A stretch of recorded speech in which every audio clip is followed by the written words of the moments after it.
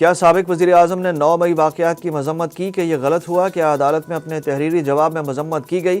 Supreme court آئینی bench کے جج جسٹس حسن اظہر رضوی کے سویلینز کے ملٹری کورٹ ٹرائل میں عمران خان کے وکیل سے سوال۔ جسٹس جمال خان مندوخیل نے ریمارکس دیے کہ فوجی تنصیبات پر ایک ہی وقت میں مختلف شہروں پر حملے کیے گئے۔ اگر یہی صورتحال رہی تو انارکی پھیلے گی۔ آرمی ایکٹ بنانے کا مقصد کیا تھا، یہ سمجھ آ جائے تو آدھا مسئلہ حل ہو جائے گا۔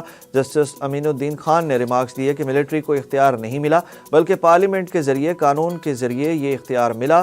سویلینز کی ایک کیٹیگری بھی آرمی ایکٹ کے زمرے میں آتی ہے، یہ تفریق کیسے ہوگی کہ کون سا سویلین آرمی ایکٹ میں آتا ہے اور کون نہیں؟